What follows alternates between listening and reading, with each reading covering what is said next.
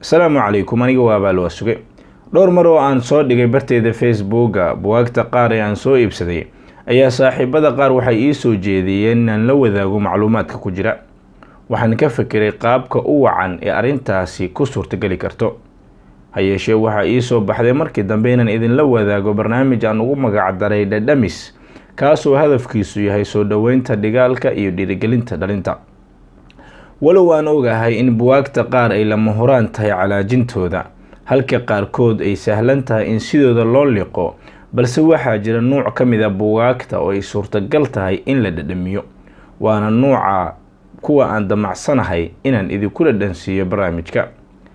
Barnaamijkan oo dhalinta ugu sugan Maaweyle iyo Maandhis ayaa waxaa idin taabagelisay shirkadda xawaalada Hami Express. Sidoo kale waxaad ka daawan kartaan barnaamijka muuqbaahiyaha Royal TV. Dhadhamis waa barnaamij hadafkiisu yahay soo dhaweynta dhigaalka iyo dhiirigelinta dhalinta. Waxaana ku soo gudbin doonaa midda murtida ku jirta hadba buuggii aan u aragno inuu xambaarsan yahay macno iyo maandhis.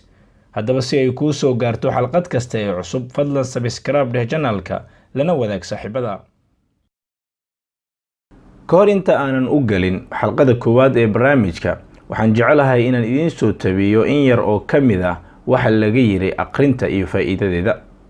Ma'muun oo ka mid ahaa qulafadii muslimiinta ayaa la weydiiyey maxaa u macagtaada. Wuxuu yiri cuquusha dadka oo loo dalxiis tago. Sidoo kale Voltaire ayaa lagu yiri yaa hogaamin doona bashariyada. Wuxuuse ku jawaabay kuwa yaqaana sida ay wax u akhriyaan. Maxamed Xasan Heykal waxa uu leeyahay qofka aanan wax ka ogeyn wixii dhacay caalamka dhalashadiisii ka hor waxa uu ku xukuman yahay inuu ahaado caruur da'doo doonaha jire.